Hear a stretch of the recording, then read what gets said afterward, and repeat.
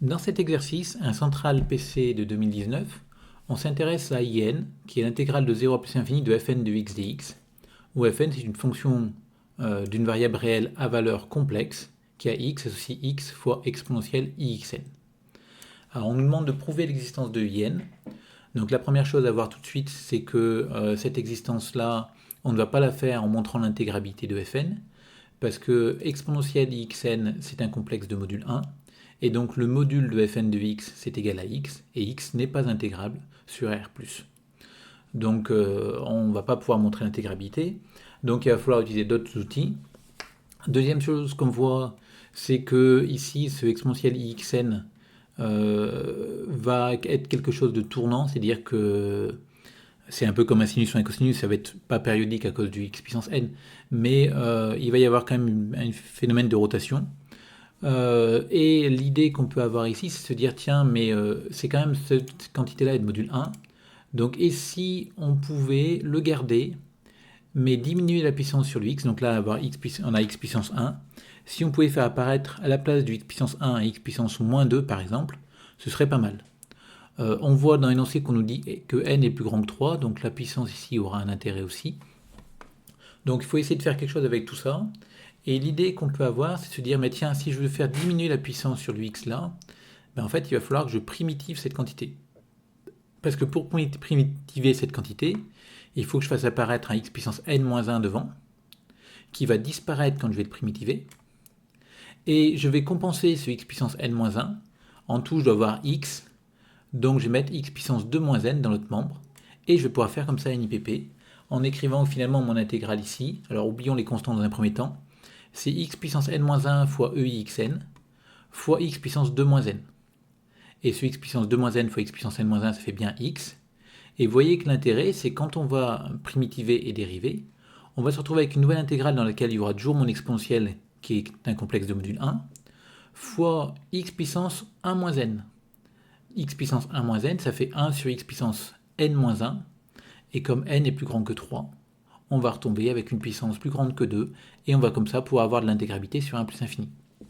Alors, du coup, on voit qu'on va comparer à la fin avec du Riemann, donc on va devoir se passer sur 1 plus infini pour faire cette comparaison, et on va commencer par dire que ma fonction fn, elle est continue sur R+, par opération sur fonction usuelle. Donc en particulier sur le segment 0,1, il n'y a pas de problème, l'intégrale de 0 à 1 de fn du x dx converge.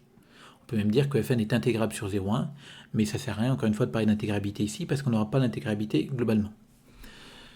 Bon, donc du coup sur 0,1, pas de problème, et sur 1 plus infini, on va faire l'intégration par partie annoncée. Alors vous remarquerez que j'ai fait apparaître des constantes en plus ici pour avoir une primitive en exponentielle xn. Donc pour faire apparaître ces constantes, tout simplement, je suis parti de exponentielle xn, j'ai dérivé, pour voir ce dont j'avais besoin.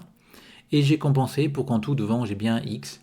Donc 1 sur in fois x puissance 2-n, pour qu'à la fin, quand on fera u' v de x, on tombe bien sur x exponentielle xn.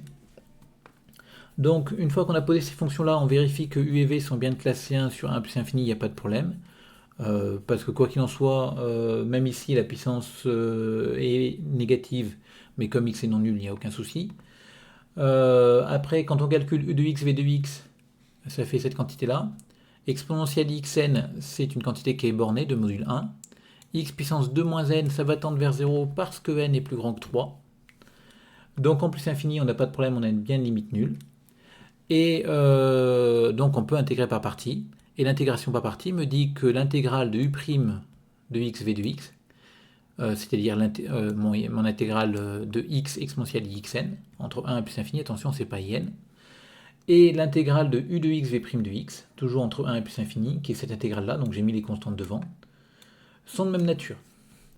Or, pour cette dernière intégrale, on voit que le module de la fonction que j'intègre est égal à 1 sur x puissance n-1, que n-1 est plus grand que 2, donc est strictement plus grand que 1, et donc ma fonction va être intégrable sur 1 plus infini, parce que son module, c'est 1 sur x puissance n-1, qui est, enfin l'intégrale de 1 sur x puissance n-1 est convergente.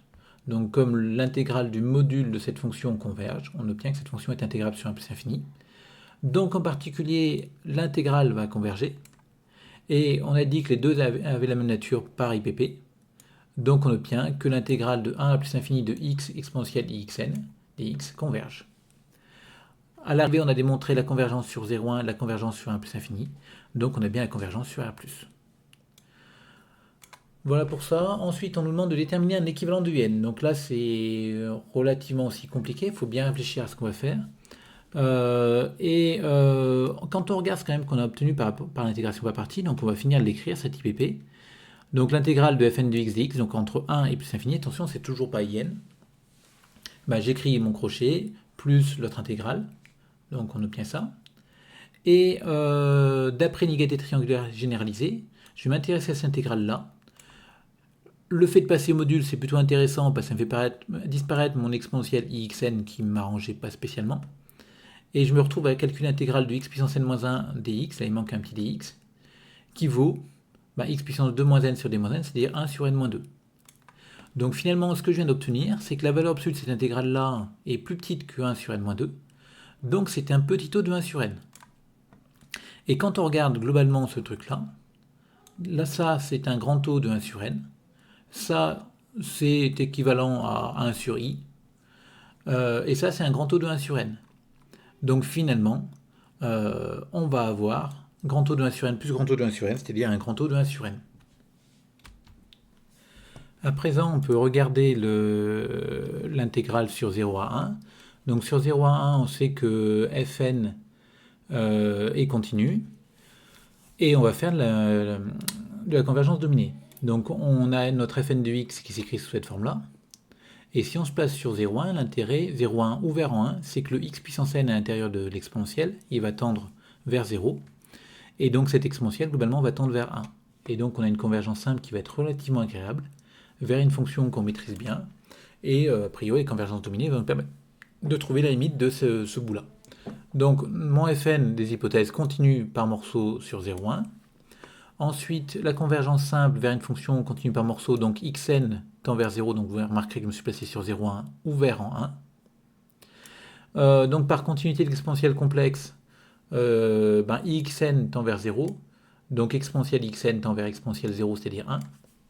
Alors si vous n'êtes pas convaincu de cette continuité de l'exponentielle complexe, vous pouvez tout simplement réécrire exponentielle ixn sous la forme cos x puissance n plus i sinus x puissance n, et vous utilisez alors la continuité de la fonction cosinus et de la fonction sinus. Donc en tout cas, la suite de fonctions fn va converger simplement sur 0,1 ouvert en 1 vers la fonction identité, et cette fonction identité est bien continue par morceau sur 0,1. Enfin, l'hypothèse de domination, donc on doit majorer fn de x en module par une fonction intégrable, mais fn de x est plus petit que x, que je vais noter phi de x, donc là j'aurais dû mettre un x, et cette fonction phi est intégrable sur 0,1. Pourquoi j'ai mis ça Non, là ce truc-là n'a rien à voir. Elle est intégrable sur 0,1 parce que c'est la fonction identité, donc il n'y a aucun problème. Donc par convergence dominée, on obtient finalement que l'intégrale de fn tend vers l'intégrale de la limite de fn, donc de f, qui est la fonction identité, donc l'intégrale de x entre 0 et 1, ça fait 1,5. Et à l'arrivée, on a notre in qui est intégrale de 0 à 1 plus intégrale de 1 plus infini. Ça tend vers 1,5, ça c'est un grand taux de 1 sur n, donc ça tend vers 0, donc ça tend vers 1,5. Et 1,5 c'est une quantité différente de 0, donc mon in va être équivalent à 1,5. Donc je trouve ça assez bizarre qu'à la fin de cet exercice on vous demande un équivalent alors que finalement on obtient une limite non nulle. Bon après tout pourquoi pas, on a une limite non nulle donc on a un équivalent.